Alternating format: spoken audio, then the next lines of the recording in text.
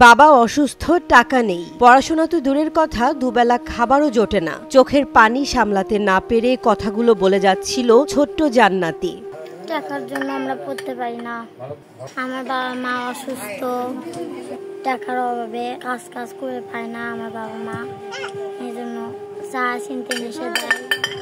বয়স মাত্র ৮, অথচ কাঁধে যেন শত বছরের কষ্ট জমে আছে।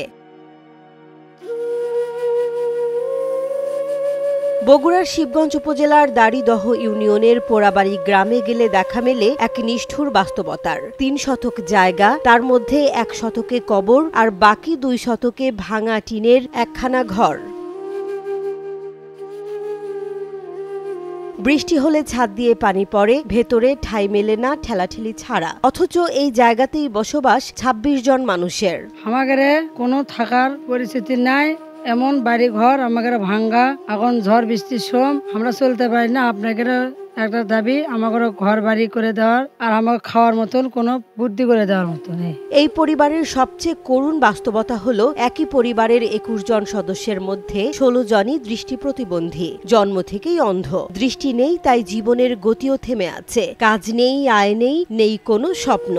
আমরা অসহায় প্রতিবন্ধী এক পরিবার, ১৬ জন মানুষ অন্ধ। আমাদের কোনো থাকার স্থানীয় নেই, কোনো বাসা বাড়ি নাই। আর যেটুকু আছে আমাদের ঝড় বৃষ্টির সময় আমাদের কোনো থাকার মতন পরিস্থিতি নাই। এমন আমাদের করে খাওয়ার মতন কোনো সম্বল নাই। শুধু আমরা মানুষের দ্বারে দ্বারে ভিক করে খাই। আমরা যদি চলতে পারি ফেরত যায়, না হলে না যায়। তা আপনাকে যদি দয়া হয় আমাদের প্রতি একটু দয়া করবেন।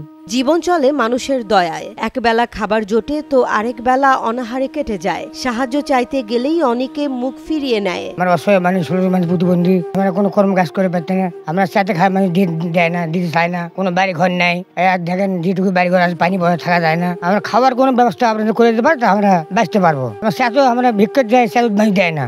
কত সরকার নাই, সরকার দিচ্ছে না। নতুন সরকার আছে, আমরা তখন কিছু পাইনি।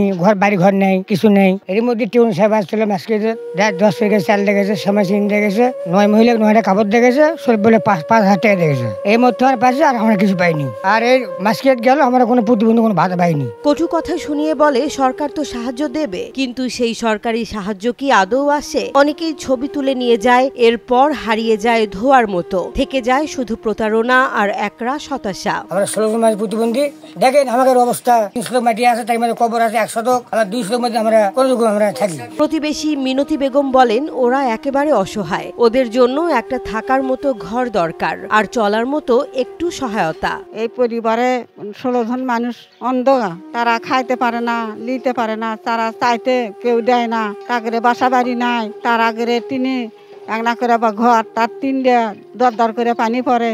তারা থাকে কোন জায়গায়, শিয়াডা বসত বাড়ি নাই।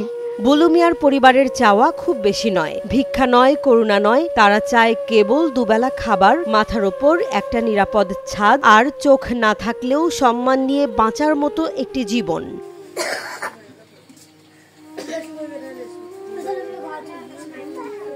একটুখানি মানবিক সহানুভূতি, সামান্য রাষ্ট্রীয় দায়িত্ববোধ, তাতেই হয়তো আলো ফিরতে পারে এই অন্ধকার জীবনগুলোতে।